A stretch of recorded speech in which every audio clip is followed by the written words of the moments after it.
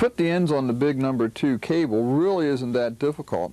You really only need 2 things. One, you need a nice sharp knife, and then 2, you need the proper crimping tool. Now, a lot of times you can borrow these from somebody. You may even be able to rent them, but the proper tool is the important thing. You start by taking the end of your cable and you mark how far you need to strip it back. Now you want to strip it at least the length of the collar of the connector, and maybe a little bit more. So we just take our pen and we mark that. And then very gently with the sharp knife, just score the plastic. You don't want to cut the wire, just score the plastic. Strip it down and take the casing off.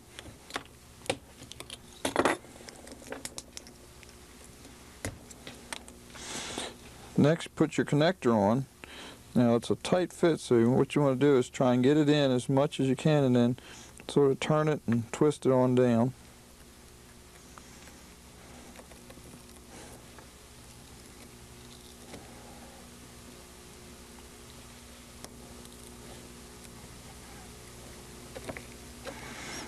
Then you got your, next you bring your crimping tool, open the jaw up, make sure it's set to the right jaw. These are adjustable for different settings.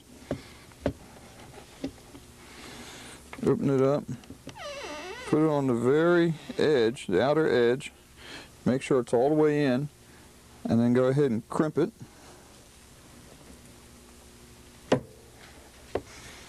Let off. And you always, this particular tool, you want to do it twice.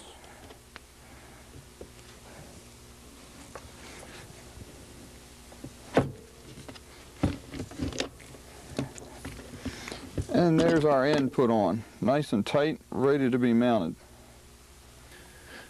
Like we said before, grounding is very important, and especially on the engine. We ground our engine, we start here with a number 2, the same wire that we use for our starter, and we actually put it right to the engine mount, or bolt, the bolt that mounts the engine mount to the firewall. We then bring it up along, and we bring it up, and you can bring it up to any of them, but we picked this sump bolt right here. Here's your engine mounts right in there. It's a sump bolt right here, and the other end of that wire goes right to that sump bolt. We make sure we clean a little peen off so we get a good connection, and you probably don't even have to change the bolt out. The bolt should be plenty long, but we put it there, and that grounds the engine. And you got to have that ground, or your starter won't work properly. Then, starting at our starter, we connect our number 2 wire right here, and we've put our end on it. We bend it around behind the starter, and we want to try and keep it away from the exhaust pipes or anything that could rub on it. And we work it around to the other side of the engine, where we'll run up to our starter relay. Then from the starter, it comes up to the starter relay. Now you may notice that the starter relay, when you get it, has a cap, and I think we talked about this cap once before. You want the cap down. That's so under a positive G conditions, the starter won't engage by itself. So the cap is down on the bottom, and we've got coming up from the starter relay here. On the other side of the starter relay, it goes down, and this lead here goes all the way to the battery, non-stop. Also on the starter relay, you have a smaller terminal right here with a smaller gauge wire, and this goes up and into the starter switch, and that's what gets hooked to the S terminal of your starter switch, is the wire off of this post here.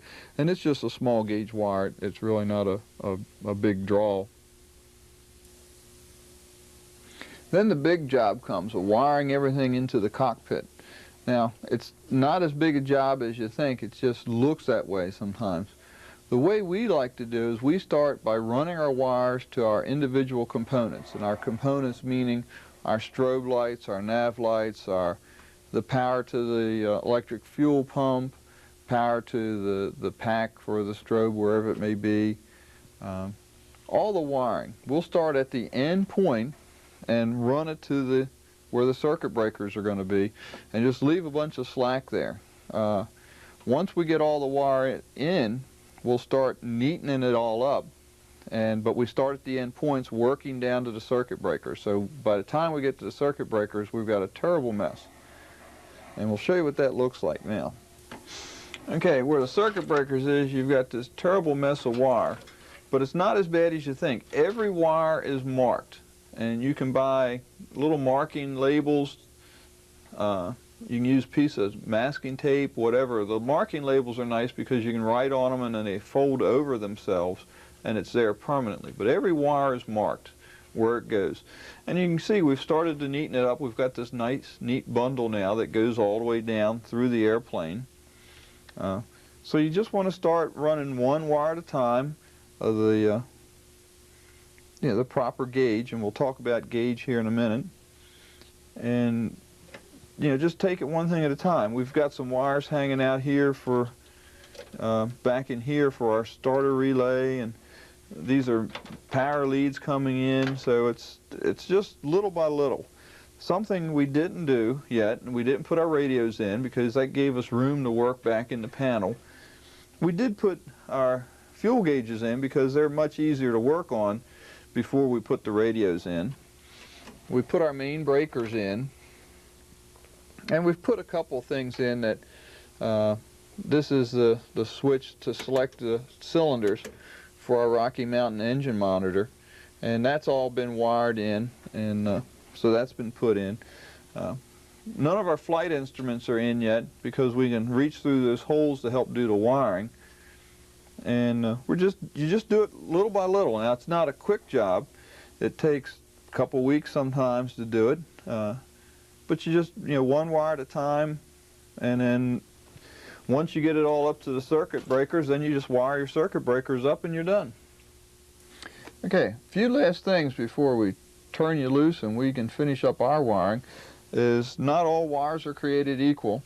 The wires that we use are all Teflon coated. They meet the mil spec, and matter of fact, they not only meet the mil spec, they're exactly the same as the mil spec. We get them from a company called C Wire and Cable. We get it cheaper than mil spec wire because the mil spec is not printed on it, because these are experimental aircraft. They don't need a lot of things. It's 5 cents, sometimes as much as 15 cents a foot cheaper by not getting it with the mil spec printed on it. But that's up to you. Your mags, your P leads on your mags, do take a specific type of wire, and when you ask for it, you have to tell them that you're going to run P leads off of it. And this is just a single conductor shielded wire, and you'll actually strip it out like we showed on the antenna, and the braided shield will go to the ground terminal on your mag, and the center conductor goes to the P lead on your mag. Then back at your starter switch, you also strip it out, and your braided shield goes to your ground terminal, and then your center conductor goes to your right or left mag terminal. That's for your mags. When we're talking about labeling, we get these little labeling kits. It's a 3M product called a Write-On tape dispenser, and you can take your little marking pens that you've been using all along and just write something on the connector, and then it just peels right out, and there's your wrap on. You just wrap it around the wire, fold it over, and there's a permanent tag of what that wire was for. The last thing is wire gauges, and that's a big thing people ask me, is what size wire do I need here and what size wire do I need there. A good general rule is to sit down and draw out your electrical system. Say from this circuit breaker, this wire goes to the fuel pump, and then figure out the gauge of wire you need. In the Aero connection, I looked up and made a simple little chart, and basically a number 2 wire can handle up to 100 amps, and that's more than enough for your starter relay and your starter. A number 8 gauge wire can handle up to 40 amps. A number 10 gauge can handle up to 30 amps. A number 18 can handle up to 10 amps. A number 20 can handle up to 7 amps. And a number 22 can handle up to 5 amps. Now remember that your circuit breakers are not to protect your equipment. By the time your equipment gets to the point that it blows the circuit breaker, it's usually already damaged. Your circuit breakers have to be sized properly to protect your wire. So if you've got a 22 gauge wire which can only handle up to 5 amps, don't put a 10 amp circuit breaker on there, because your wire will catch fire long before your circuit breaker goes. So remember, circuit breakers protect your wire.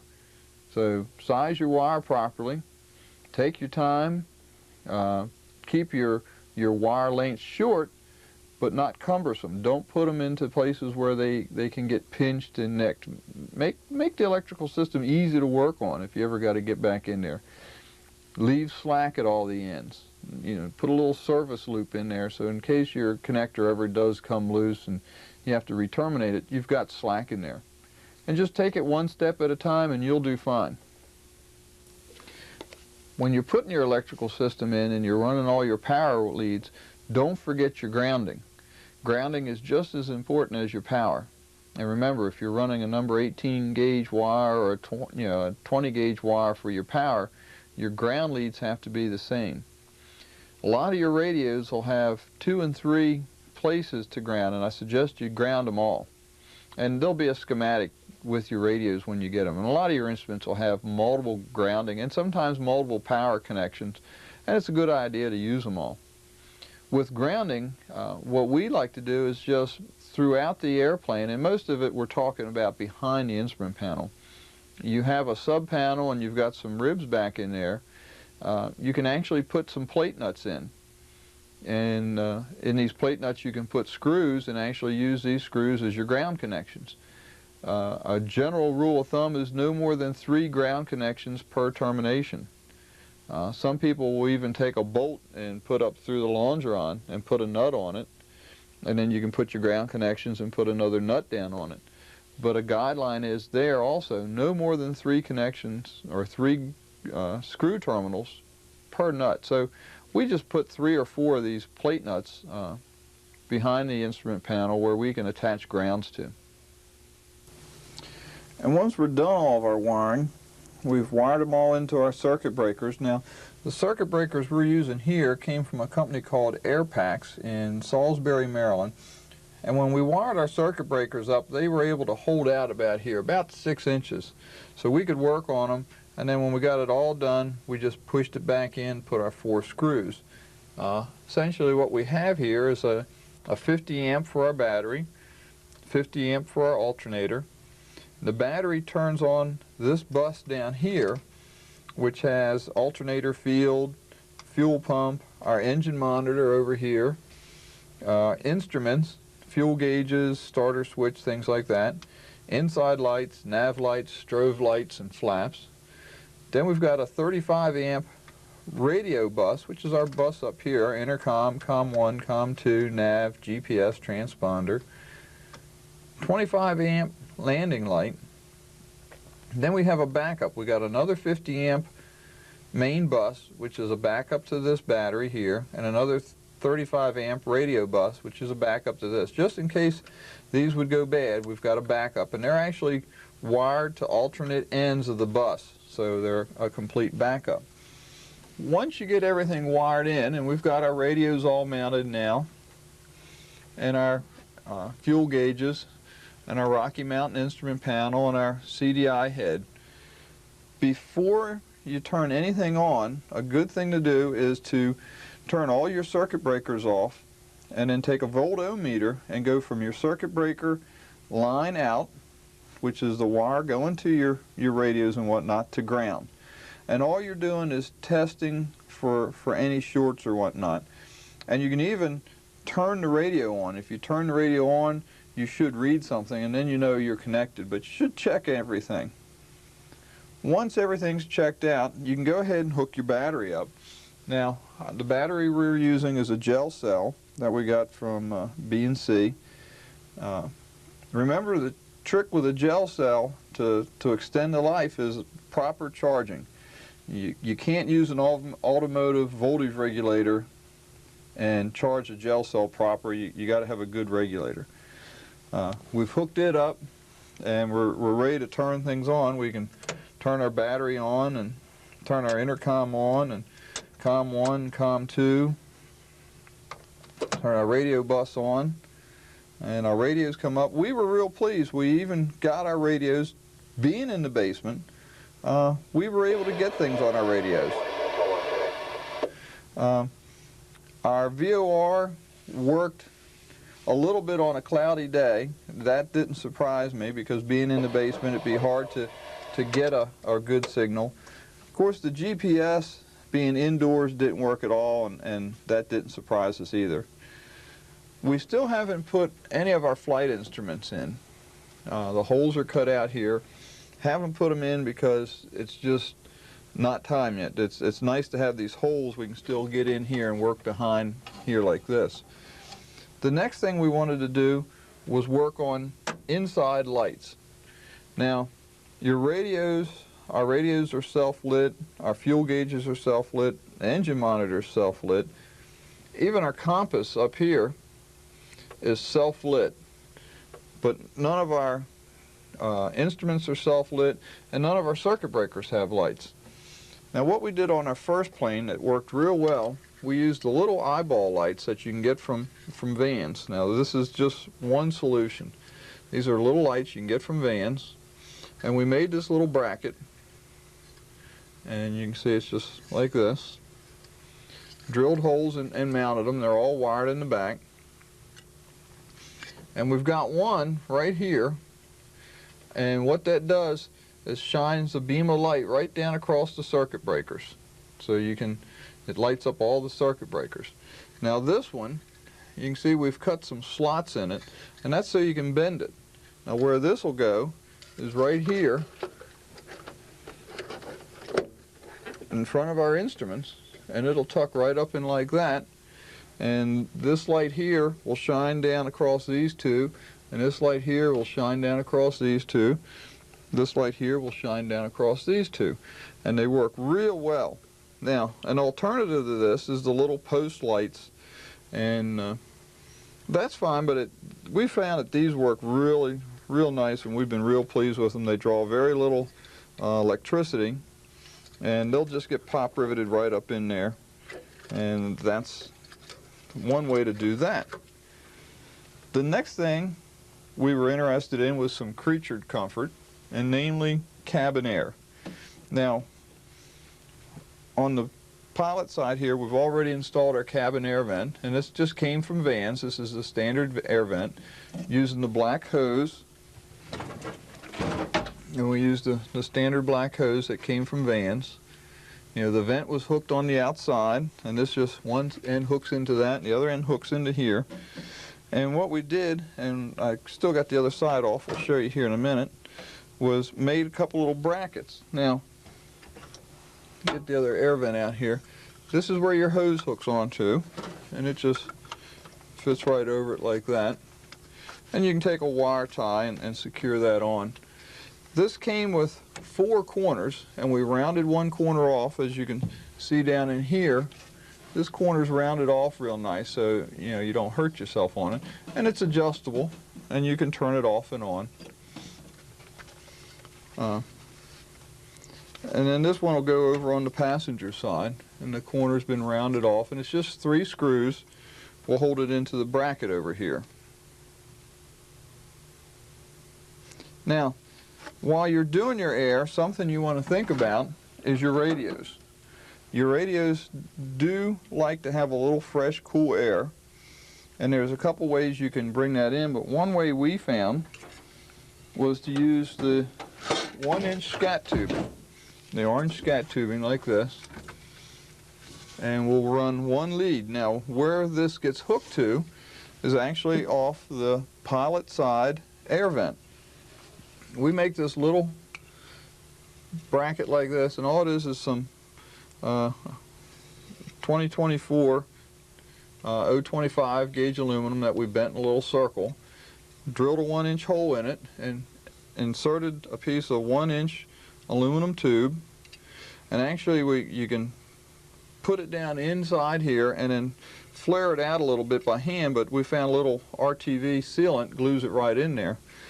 Now this will get a hole cut in the black tube, and it'll get put right in there like that. And of course this is on the pilot side, it'll be all under the dash here. It'll actually go right under in here.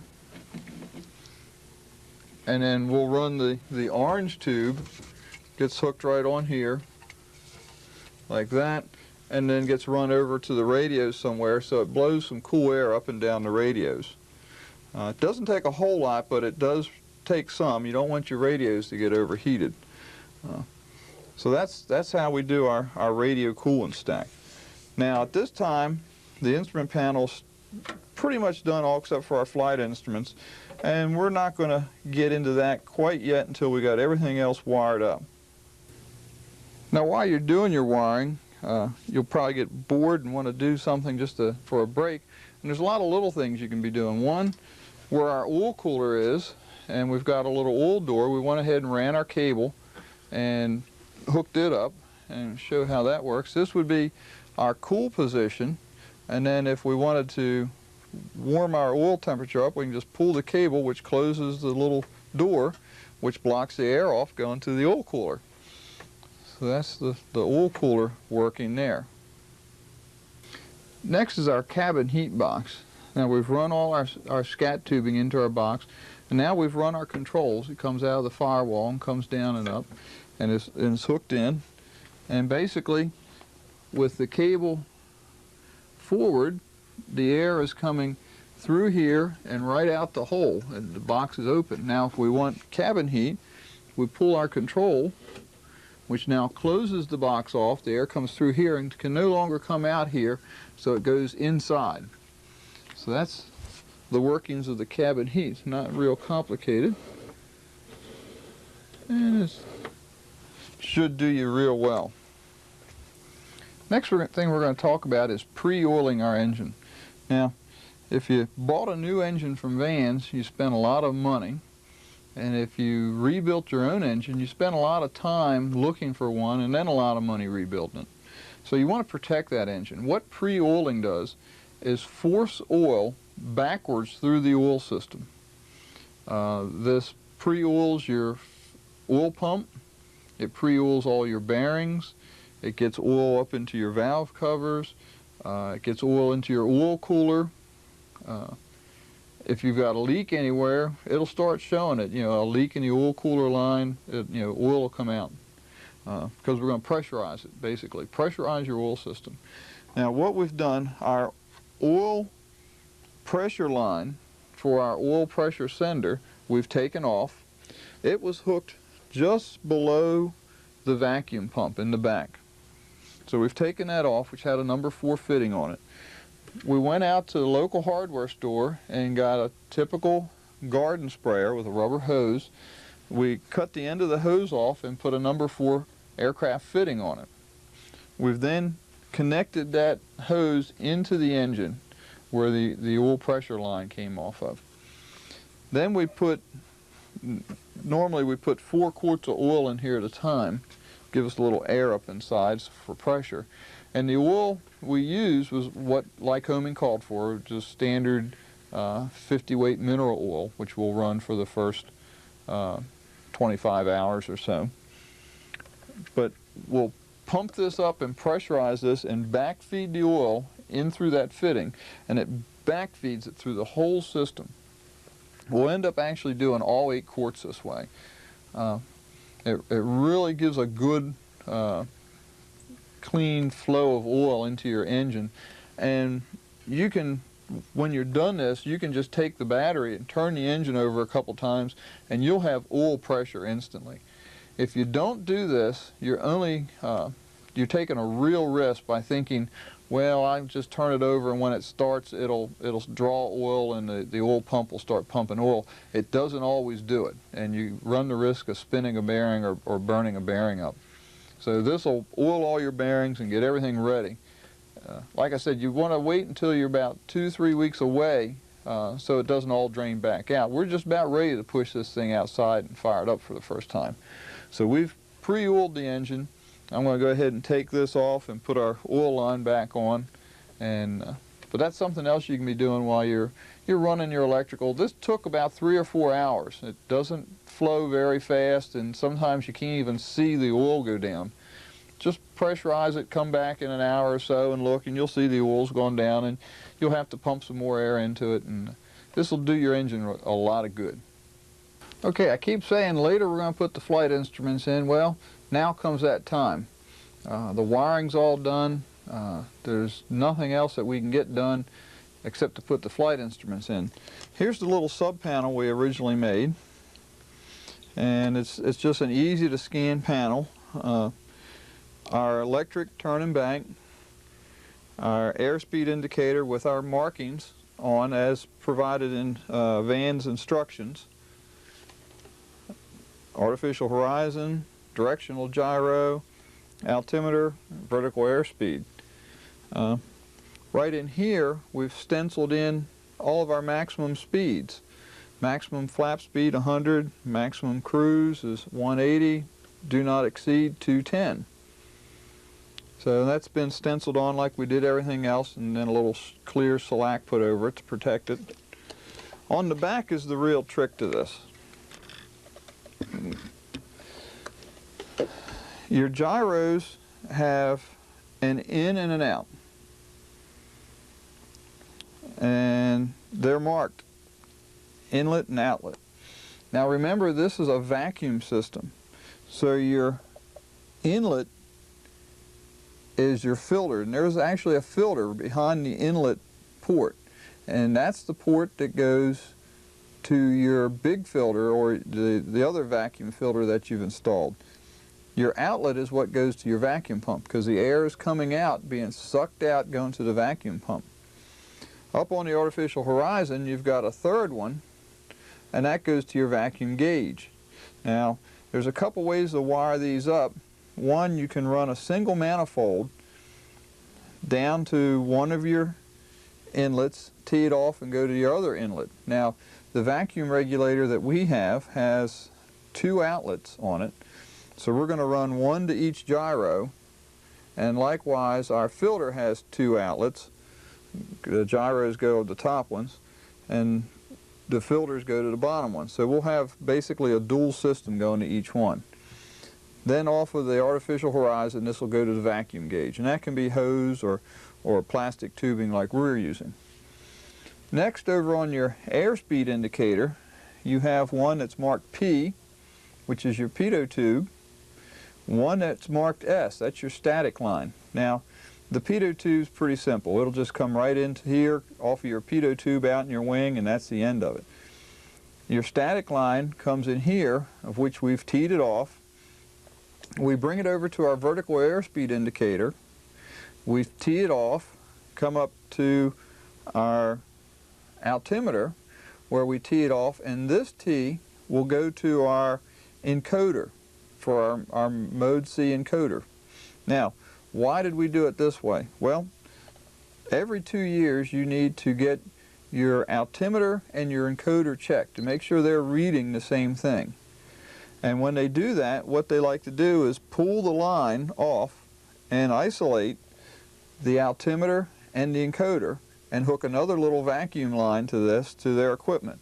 So this makes it easy, because you can reach this from under the panel, just pull this down. There's enough tube that you can then pull under the panel and do your test and hook this back up. It'll make it much easier on you, and it makes it much easier on the person who's doing the testing, and might even save you some money because it may take a little less time. If not, you're going to have to get underneath this instrument panel and do some fancy replumbing to get this all right. So this is what the back of it looks like. We're just going to use standard vacuum hose. Now, vacuum hose is a little thicker, remember, so it can't be sucked in. You don't have pressure keeping this hose open, it's being drawn on, so you want to get the right line so you don't suck a hose in.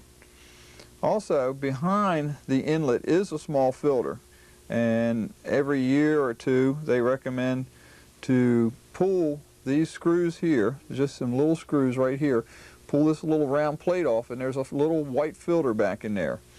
And you can get them from whoever your gyro came from and replace them, especially if you see your suction going down. Don't make your pump work any harder than it has to. Keep your filters clean. So from here we're going to go ahead and install our instruments. The last thing we want to do is play a little bit of devil's advocate. Now, what I mean by devil's advocate, you want to get a friend to come over or yourself and start looking at your engine. Look to see where things are rubbing. Okay, if something can rub on something and chafe it, protect that area. Take a piece of cowling, the rubber baffle, or not the rubber baffle, but the rubber seal, and put on there to protect one of them. Pieces of hose is good for around fuel lines and things like this, but you want to prevent rubbing. It's too late once it's rubbed through an oil line and spilled oil overboard, or something's rubbed through a fuel line and blown fuel everywhere.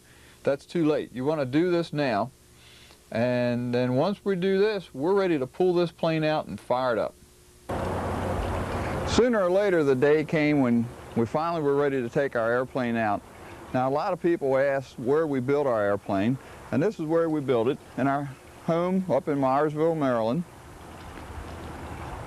You can probably hear the trickling of the goldfish pond down here at our feet. We're up in the mountains here. Our driveway is 800 feet long, and from the house it's all downhill, so we'll be trailering the airplane down the hill. This is the front of the house. The big question most people had was, how do we get the airplane out of the basement? Well, there's an easy way to get it out of the basement. When Becky and I built the house, we built into the basement wall a 14-foot removable section.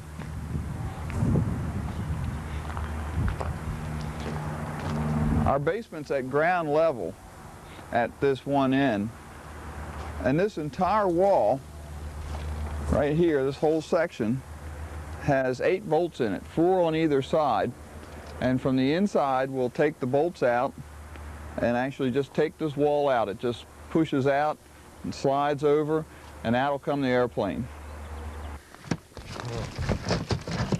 And just sort of folds right down. All right, let's get a couple on the outside here. You want to, We're just a little cattywampus. All right, Mr. Miller's got the hammer here.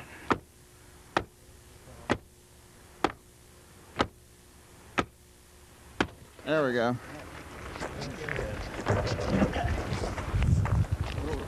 where are we going? Just kick it out a little bit more, Mike. Just move it around here.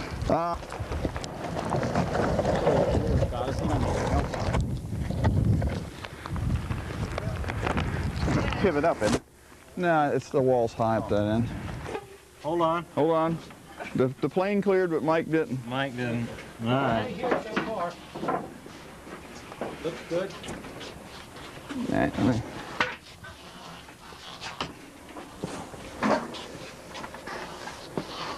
We had the wings on. Yeah, but the plane wasn't solid.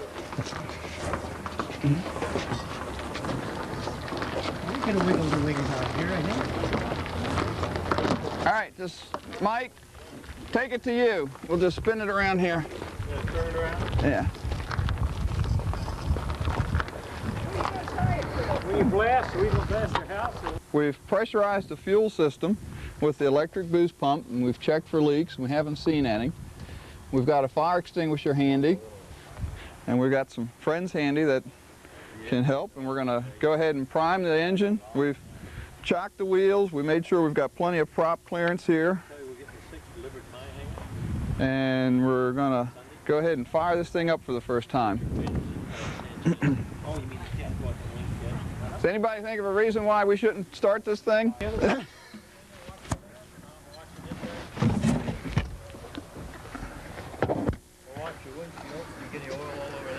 Okay.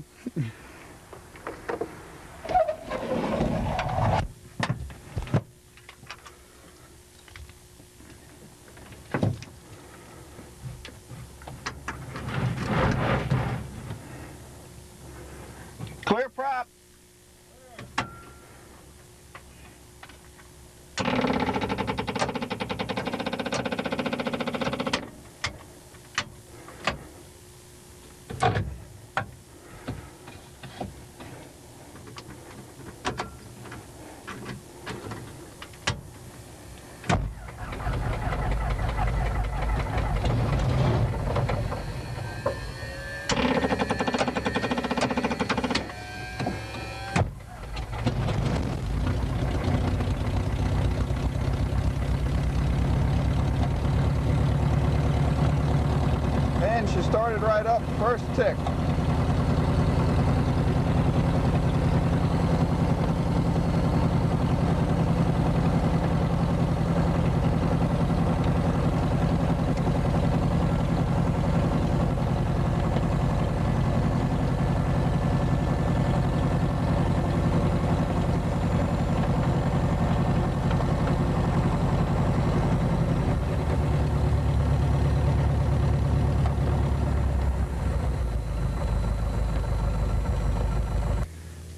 One subject that a lot of people ask about is painting. And Becky and I will be the first to tell you that the white RV that you saw on the empennage tapes was the first thing we'd ever painted. This was the second.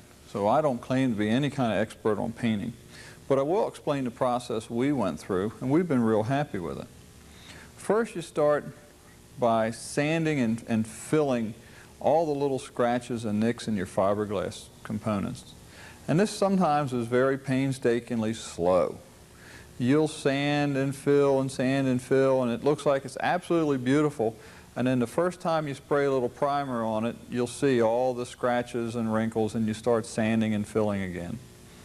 Once you've got that done, time to paint.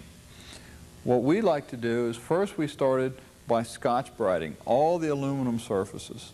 And we painted our airplane totally disassembled. We painted the fuselage first, the wings were off, the rudder and elevators were off, canopy was off. We started by Scotch-Brighting all the aluminum surfaces down to get any corrosion and really scuff them up to give paint something to stick to. From there, we wiped the entire surface off with Coleman lantern fluid, the same Coleman we've been using for degreasing the whole process. From there, we went and put our coat of VARIPRIME on it, the same primer we've been using. Just a nice thin coat, just like before. Sprayed all the aluminum parts. Didn't spray the fiberglass parts because fiberglass parts don't need VARIPRIMing. From there, we went right on top of that with a gray sand fill primer. Now, we used all DuPont paints. So we used the DuPont VARIPRIME, went right to the DuPont sand fill primer. It's a gray primer. Put a coat on, sanded it down with about 400 grit, wiped it off, used a tack cloth, went back on and put another coat on. Sanded it down with 400 grit. You end up sanding about 3/4 of the paint off, but what you're doing is filling and preparing the surface to get a nice smooth surface, even on the fiberglass and on the aluminum and the aluminum parts too. After we were satisfied with the surface prep, and surface prep being the sand fill primer and getting a nice smooth surface, we started our spraying of our color coat. Now, we used a high volume, low pressure sprayer, and actually we used just a high volume, low pressure spray gun. Two things we found out. One, it didn't make near the mess as the high pressure sprayers. You didn't have near the overspray. The second thing was we had to thin our paint just a little bit so it flowed better and it went on better. The high volume, low pressure guns do tend to spray out a little more paint, so you want to put them on in thin coats. Normally, I think 3 or 4 coats would have coated this. We ended up putting 8 coats. Now, we didn't use any more paint. We just put thin coats on. And what we did, we'd start at the back at the tail and we'd paint our way forward. Once we got to the front, we'd go underneath and paint our way to the back. Well, by the time we did that, the paint was set up enough, it was time to start over again. One thing that did come up was when we told people we were going to paint the airplane yellow, everybody laughed at us. Well, we found out why they laughed. Yellow paint is almost transparent. It takes a lot of thin coats to get a real good deep yellow.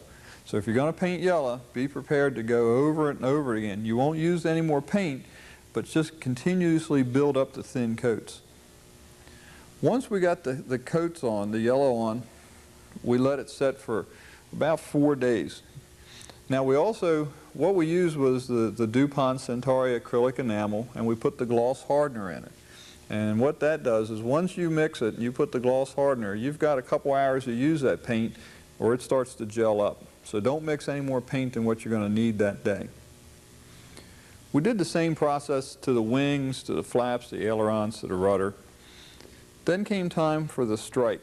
Now, the stripe was actually done in two parts. We came along and we taped off where we were going to paint blue. And we covered the entire airplane. Where we didn't want paint, we covered it with plastic.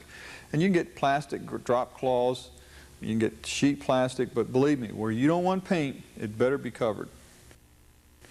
Used fine line striping tape, striped our blue off, painted the blue on, let that set a few days, came back, taped it all off again, covering everything, painted the green on, and then the black pinstriping is actually automotive black pinstriping tape.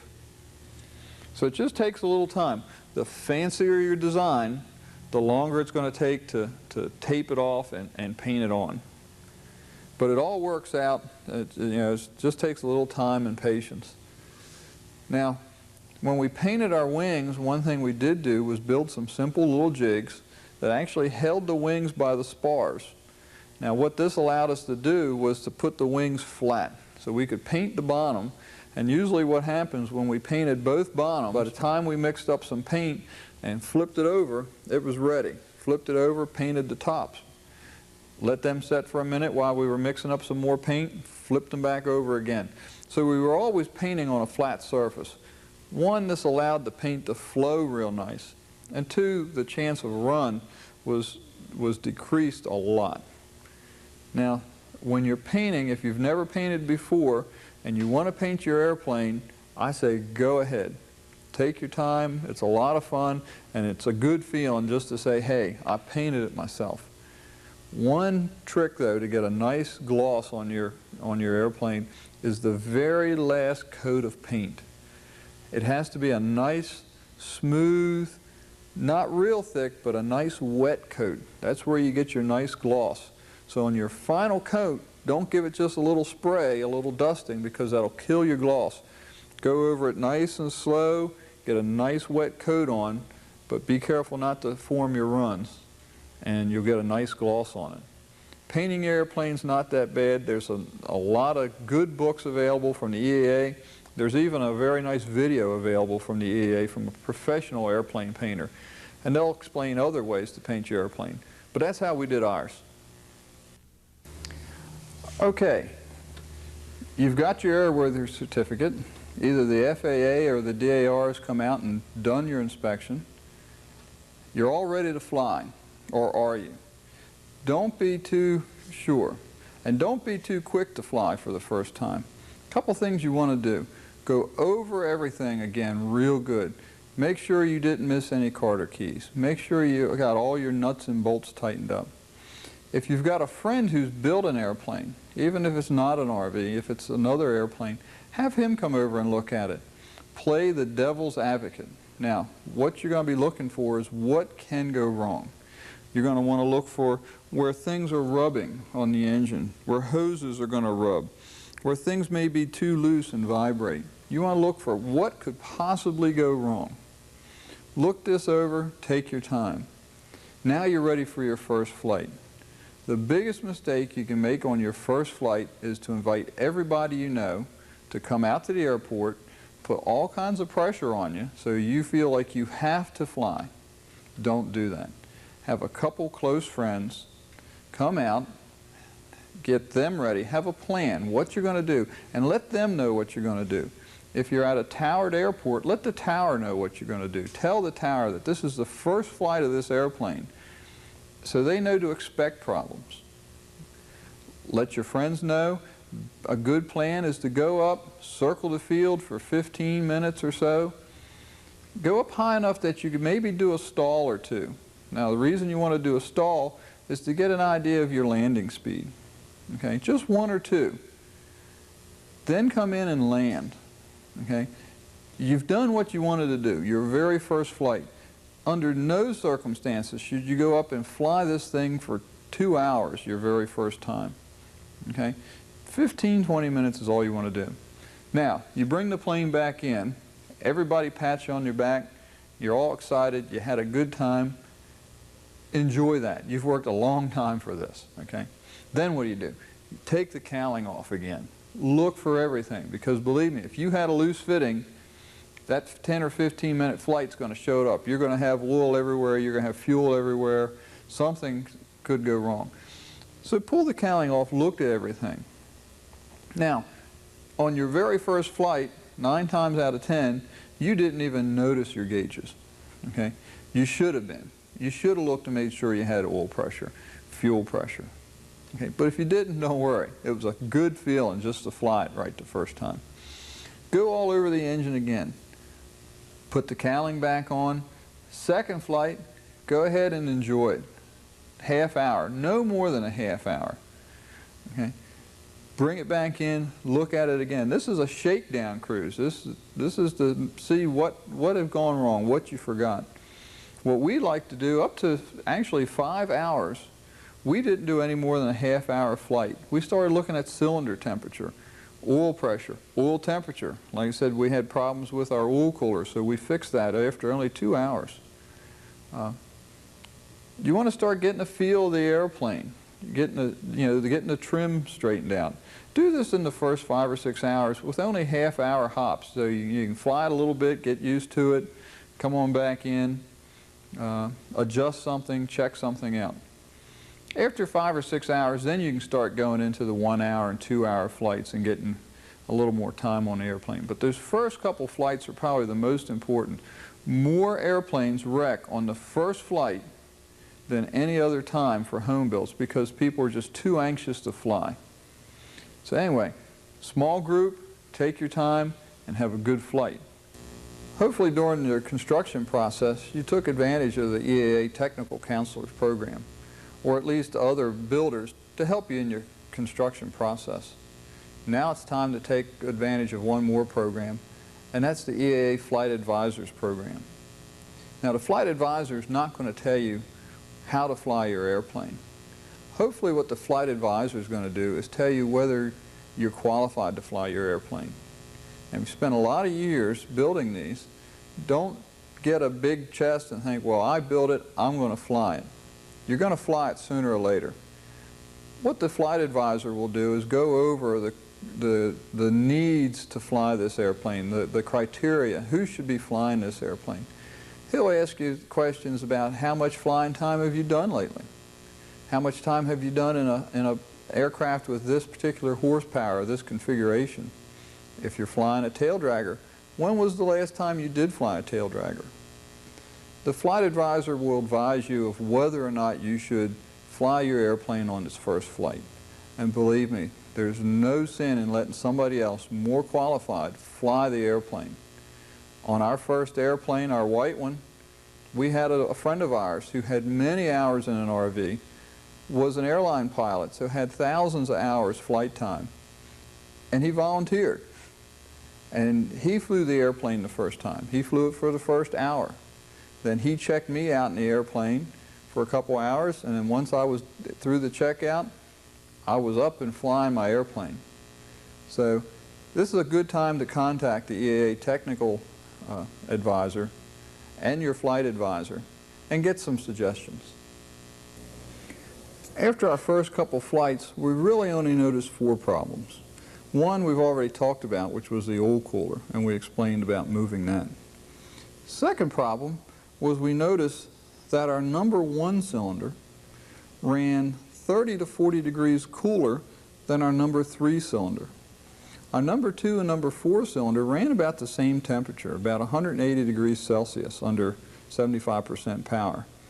At the same power setting, however, our number 1 cylinder ran 160 degrees, while our number 3 cylinder ran 200 degrees. This difference was too much to just ignore. So we went back to the books, and actually back to the instructions for installing the engine baffle, and sure enough, there was a fix.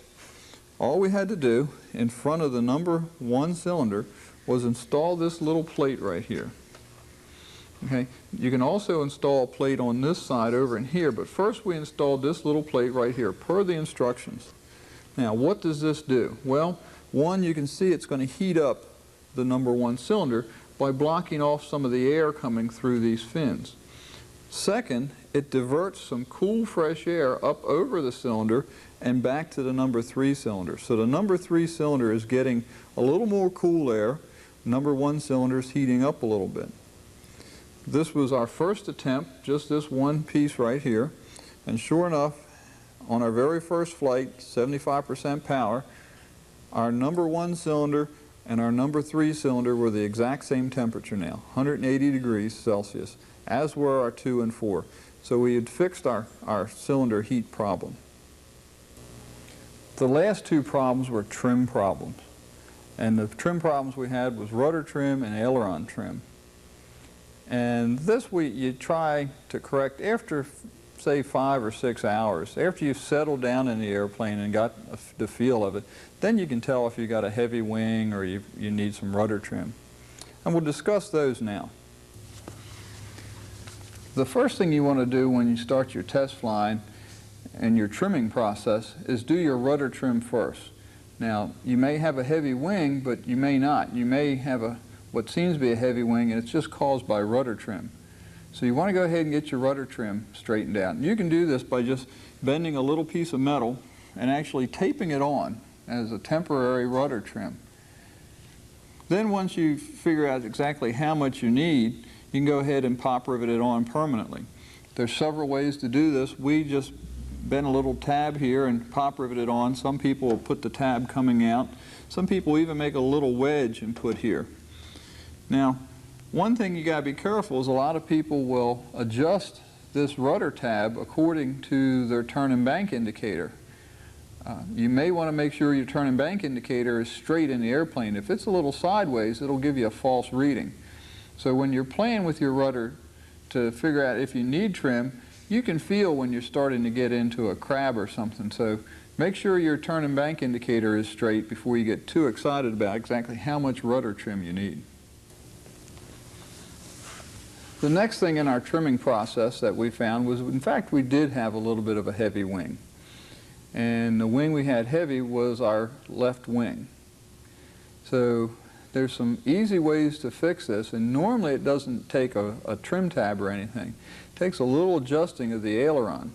Now, how I mean a little adjusting is you want to adjust the trailing edge of your aileron. And there's an easy way to remember how to do this, and this was told to me by Bill Benedict at VANS, is think about the ailerons on a 172 Cessna.